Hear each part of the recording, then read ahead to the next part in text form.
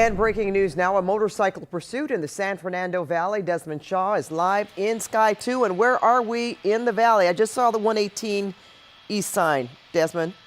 Yep, that's right, Pat. We're in Mission Hills now, eastbound on the 118 away from the 405. This is a motorcycle. There was a group of motorcycles that CHP caught, apparently possibly doing some street racing in the West Valley. They had as many as 15 bikes going triple-digit speeds, which is basically what we're going now. Wow, this is going to be tough for us to keep up with here eastbound on the 118. So there was a group of about 15 bikes, Pat, and then they all scattered. They singled out this guy and followed him. They actually lost him a couple of times, got him confused with some other motorcyclists in the valley, but fortunately, with the help of the helicopters overhead, they were able to spot him in Van Nuys off of the 405, actually off of Sherman Way and Van Nuys Boulevard, and chased him onto the freeway. So you see LAPD, their chopper overhead, struggling to keep up with this one as well. They've been trying to keep the spotlight on him. Obviously, it's been really hard for ground units to engage. And it looks like we're going to be going southbound on the 5 now, which is going to help us out because now we're going to have a tailwind. We were battling a pretty nasty headwind there, of course, with these windy conditions, but really, really fast, dangerous speeds here, Pat. These motorcycles, we know how fast they can drive in these pursuits. So here we go now, Pacoima, southbound on the 5. Well, you know, so far it doesn't look like, well, he's running into just a little bit of traffic there. It looked pretty clear when you first came on with your report, Desmond. You know, I've seen a group of motorcyclists on the freeway before, and it's pretty frightening if you're on either side of them or they're behind you, and you hear this loud noise, and you don't know exactly what's going on, and you see these motorcyclists. You know, a lot of times I think just riding, maybe trying to go as fast as they can. Other times they look rather menacing if they come up behind you and, you know, sort of break off. I'm wondering what happened to the other group, or do we know that? I think they all split up, and there was only, I believe, actually a CHP motorcycle was the first one to engage this, and obviously he kind of just had to pick his target. They all scattered, and for whatever reason singled out this bike. But even the CHP motorcycle lost him for a second at the 405 101. He pulled some kind of maneuver and was able to get away from everyone, but they were able to spot him again, like I said, in surface streets in the Van Nuys area. And yeah, you're right, Pat. I think we've all been driving on the freeway, getting ready to make a lane change or something like that, and whoa, here goes a motorcycle, just comes flying up, you know, behind you. Sometimes we've seen them going, you know, over 100 miles an hour, come within a couple of feet of your rear view mirror or something like that. So it's always really stressful. And just imagine you're one of these truckers, and you know, you certainly hope that the trucker sees this guy coming flying by. You saw the unit there; they're trying to keep up, but obviously any cruiser, you know, as heavily modified as their vehicle is going to have a lot of trouble keeping up with just about any motorcycle because they're so light, and it doesn't take very much to propel when you have, you know, such a light vehicle. So we're headed towards Burbank. We may have some Caltrans work. I know there's been a lot of long-term Caltrans work going on in the Burbank area as they add carpool lanes. We'll see if there's any closure tonight. But, you know, even though you're really quick and nimble on one of these motorcycles, all it takes is some kind of debris in lanes that you don't see until the last second. You know, and then he makes a turn too soon, and he skids out going 100 miles an hour. That's not going to end well, or I mean anything. There's debris all over LA freeways at any given time, and you know, it being nighttime makes it even harder to see. So look at these speeds. This is incredible. I can't tell you exactly how fast this guy's going, but I know we're way over 100 miles an hour. At times, I know that earlier in the pursuit they were up to 130 miles an hour. So this guy is really maxing out the speeds on this bike. They might just have to follow this one from the air unless they can get another motorcycle to come involved. But I don't think there's any CHP officer who's going to want to risk it himself going 130 miles an hour. So the safest thing at this point may just be to have a unit hang back and watch this guy from the air. Maybe he'll run out of gas. You know, the gas tanks on these bikes are not very big, even though they can still travel some distance because, you know, they do sip fuel even at high speeds.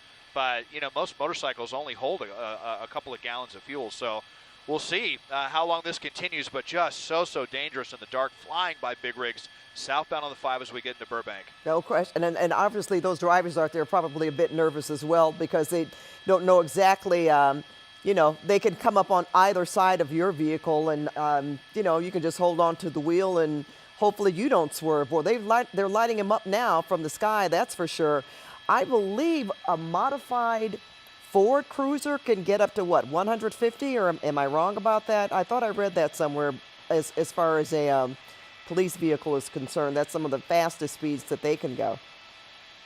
Yeah, that sounds about right. And we actually did have a short motorcycle pursuit. You may remember last week, Pat, that was down in Orange County where there were actually two people on the back of a motorcycle. And that cruiser was able to keep up with them.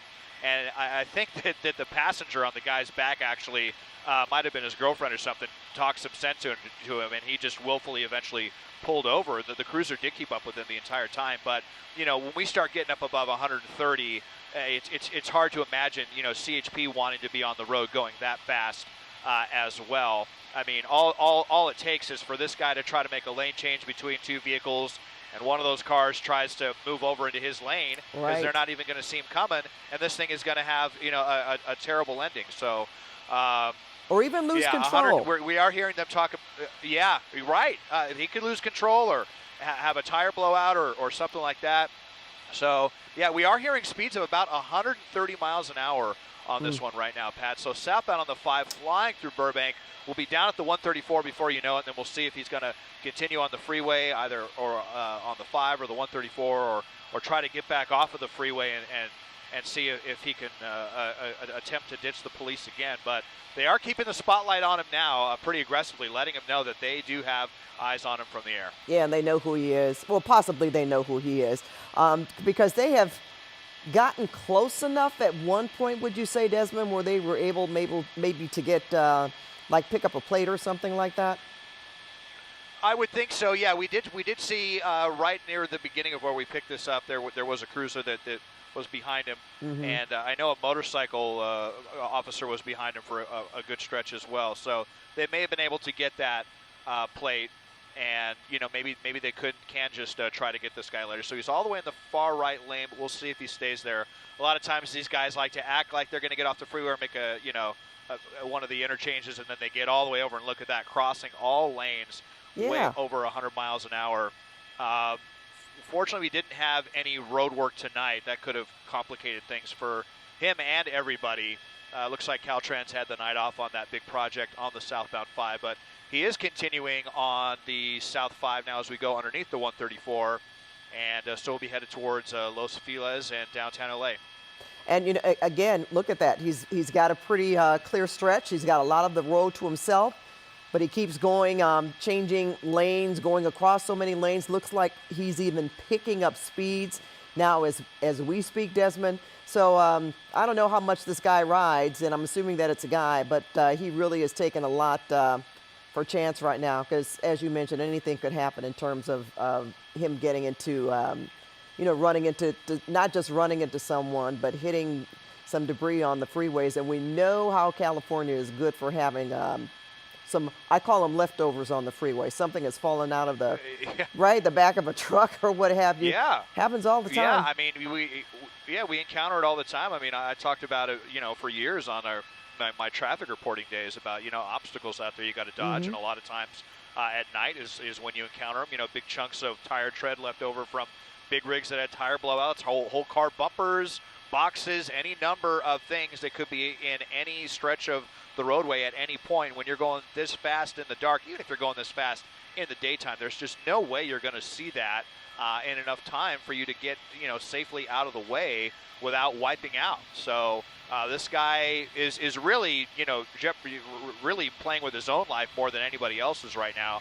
I would think that even if he hit another vehicle, it's just being so light. I mean, he's definitely going to do some damage, but this guy totally risking his life to get away from the authorities now. Southbound on the 5, approaching the 2 freeway, and we'll see if he continues on this southbound 5, and then he'll be in Elysian Park and downtown LA, and then beyond that, the East LA interchange and beyond. And you say this actually you picked this up around the 405 and Sherman Way, around that area, and he has been continuing. He was on the 5 and then made on the 118 and then made the transition to the southbound 5 freeway, which is where he is now. Yeah, that was actually after CHP found him the second time. This actually started in the West San Fernando Valley, we believe on the 101. maybe in the Woodland Hills area, Woodland Hills or Okay. Tarzana area, where the very first call we heard was 101 Balboa, so they were already in Encino, and we heard speeds of 115 miles an hour. By the time we were getting a visual of it, we were at the 101 405, and then that's when they lost him. And we got overhead, and then we had heard that they had found, they actually thought they had found the motorcycle on the freeway at first. That turned out to not be the right motorcycle, and then they found that they did find this guy after that, right around Sherman Way and Van Nuys Boulevard. And once they got the spotlight on him, the crazy speeds picked back up, and he got right back on the freeway. And so we've already covered a lot of ground here. Obviously, traveling at between 100 and 130 miles an hour, we're going to cover a lot of miles. Right, then he's still on the southbound 5, and we're wondering if he's going to make another transition. So he was off of Balboa on the 101 and made the 405 north to the 118 and now to the 5. And we only know where he could possibly end up, but they are still on him from the air. Makes you wonder, Desmond, how long they want to continue this. If it's as long as he is driving as fast as he is, how long they want to follow this person, because right now he's wanted for what? Certainly speeding and evading officers. Yeah, and possibly for street racing. That was the initial call that we had heard. Was street racing in this one, and it is kind of complicated because one, you don't want this guy driving like this and endangering himself and everybody else, but at the same time you don't want to let him go either. So it's kind of like what call do you make here? If they had the license plate and they knew who this guy was, I would think that maybe they might have backed off at this point, but. CHP, I can tell you from experience, they tend to be one of the more aggressive agencies, and they don't like to let things go if it's in their jurisdiction and they have any say on it. A lot of times we see that they will take it the duration. They'll switch out units if they have to. They'll switch out helicopters if they have to. They'll get help from other agencies. That's just speaking from personal experience. It's not to say that that's necessarily what's going to happen in this particular chase, but I've seen it many times. And, again, I referenced that motorcycle chase that we saw last week because, some other agencies, if they light, that was CHP as well. And if they light up a motorcycle and that guy takes off, goes over 100, 130 miles an hour, they'll just say, okay, cancel the pursuit. Mm-hmm. But we saw CHP in that one continue, and they did eventually get both of the people on that motorcycle, and we see them continuing here.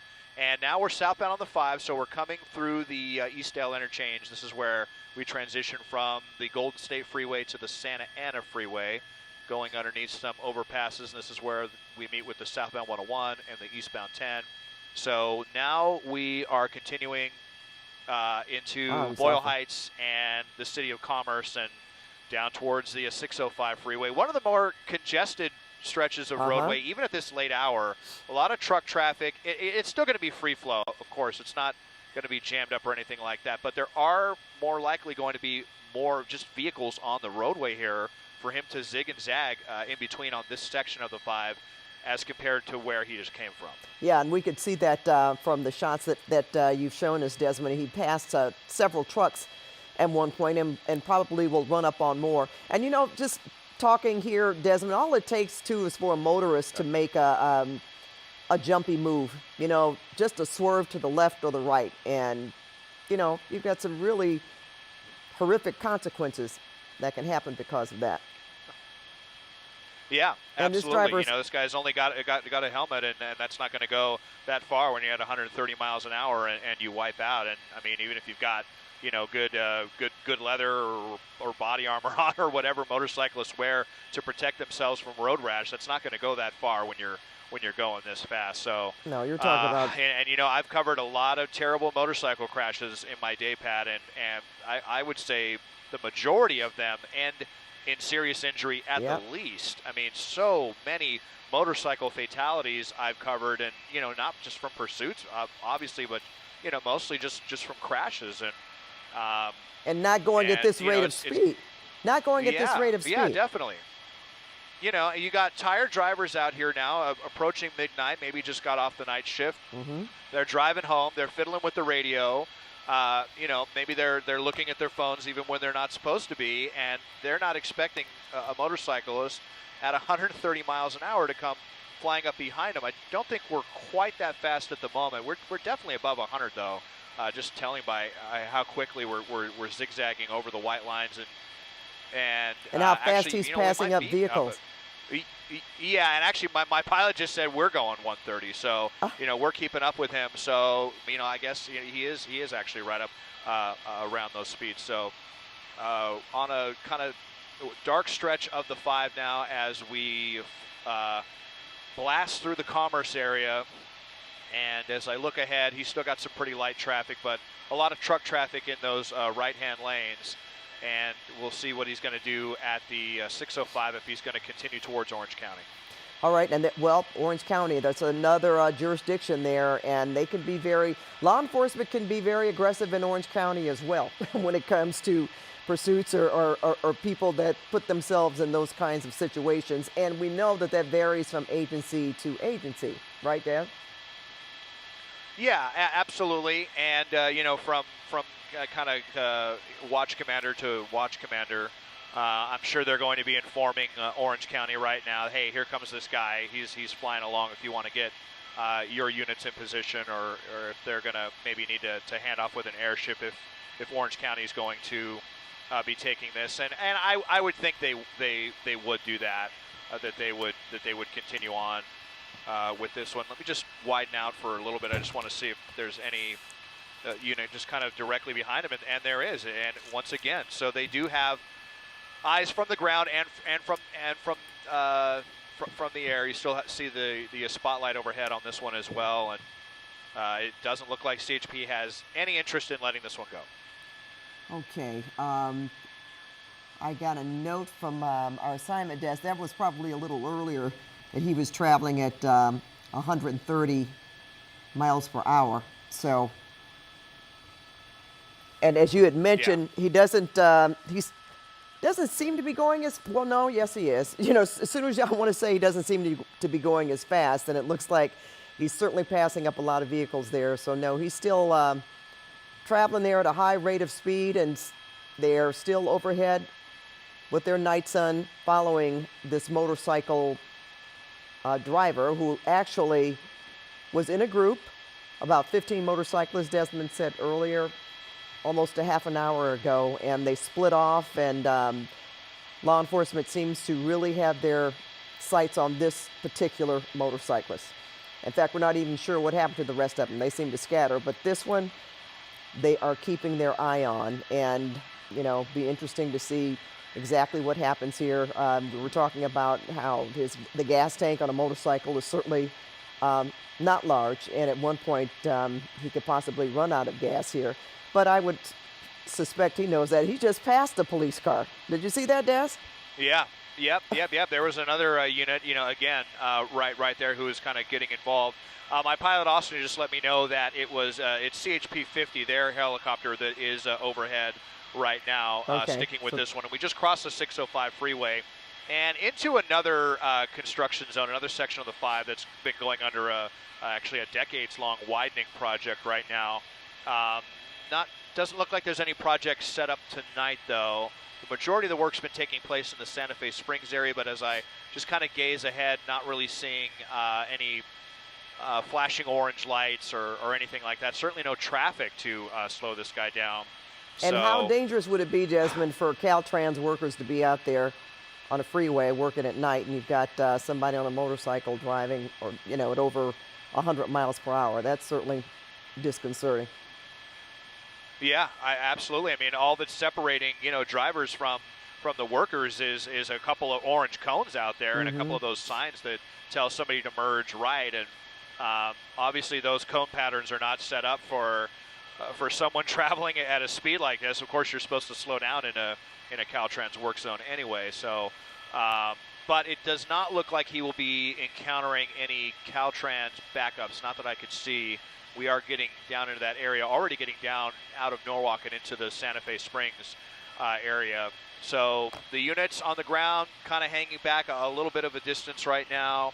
I'm not sure if that's just that if they're having trouble keeping up with him or if they don't want to get up behind him and agitate him any more than it is. So, primarily following this one from the sky with their spotlight overhead and our camera as well. So plenty of eyes on this guy as like a miniature rocket ship. We go down the 5 freeway towards Orange County. All right, we can see a CHP vehicle right behind him, though. But as you mentioned, they can also call on different agencies to help in terms of keeping an eye and tracking this driver as well, even if they do not want to continue going behind them themselves, right? They can always have someone else pick it up.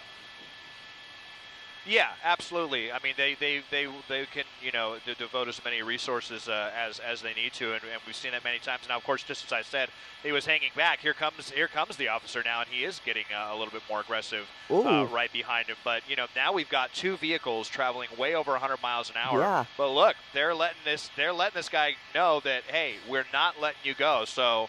I mean, I'm not going to say that they're daring him, but this guy's got to know that they're not going to let him get away. And the other thing is too that if they are really insistent on taking this one wherever it leads, they don't want to give him too much distance, because we have seen motorcyclists before go into an area, into maybe a parking garage or something like that, where they're able to basically ditch the eyes overhead, and then they need someone on the ground kind of close behind to get into that parking structure with this motorcycle or into that crowded place wherever they go. So maybe that is why they're staying at least only a few seconds behind him. It seems like there's some distance behind, but when you're traveling this quickly, they can catch up to him pretty quickly if he does decide to get off of a freeway and do some kind of maneuver like that. He was acting like maybe he was going to go towards the 91. We're already at the 91 freeway, so we are into Orange County now, and we'll see if he continues. We're going to have to deal with some airspace issues to continue this as we head towards John Wayne Airport. But but we should be able to hang with this one. We might have to go a little bit high, though, but we'll keep our eyes on him. And a lot of freeway lights down here as well. So we're getting a really, really good look now at this motorcyclist now flying on the southbound 5 headed into the heart of Orange County. And, you were talking about what possibilities, why law enforcement is still after this guy or still following him. Certainly could be to make an example that, we can still follow you and we still have eyes on you, no matter what you think. If you think you're going to get away, we don't have any particular reason right now to think that they have something else on this individual, but because you had mentioned earlier that he was riding in a group of cyclists and possibly racing, street racing. But again, as you said, this seems to be one that they certainly want to keep their eyes on until this comes to an end. And we want to remind our viewers right now, Desmond, before we go off the air on CBS 2 News, that The Late Show with Stephen Colbert is coming up. But we are going to continue with this chase on CBSN Los Angeles. So we're going to invite our CBS 2 viewers to join The Late Show with Stephen Colbert, and we will continue on CBSN Los Angeles as we are now, Desmond. Desmond, now if that's a CHP vehicle, that's the closest, or one of the closest times I've seen them behind this driver. Wouldn't you say? Yeah. Well, we're slowing way down here, Pat. Maybe this is going to come to an end. Maybe this guy has running out of maybe gas. He's running out of gas. We'll see.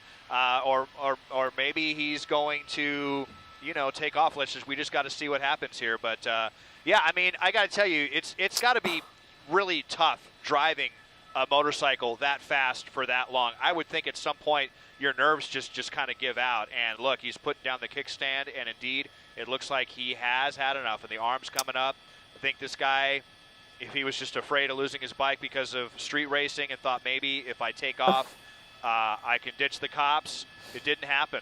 Nope. So we're happy to see that this guy did find some sense here to safely pull over after really, jeopardizing his life. I mean, look, we all make mistakes, and I know, if you're suspected of street racing, you don't want to lose your bike, but It's your bike, or you're going to roll the dice with your life. And I think maybe this guy, came to that conclusion. Of course, that's felony speeding too. When you're going that fast, Sure. the authorities have the right to arrest you just for that Right. one thing. Because you're endangering the charges. Yeah. your life and the lives of so- other motorists on the streets there. So that is a felony. Yeah, absolutely. So he's probably going to have, a couple of felonies here, and then we'll have to see what happens with the street racing charge. But this guy took way too many chances, way too fast, endangering his life, endangering the life of the officer who had to keep up with him. But it has come to a safe conclusion here. Southbound on the 5 in Anaheim. I think we're pretty close to Harbor Boulevard, not too far from Disneyland. Well, see, maybe that's where he was going. Well, you don't go to Disneyland tonight, sir, that is for sure. But we're glad to see also that he is cooperating. So, Desmond, we're going to call this a Code 4.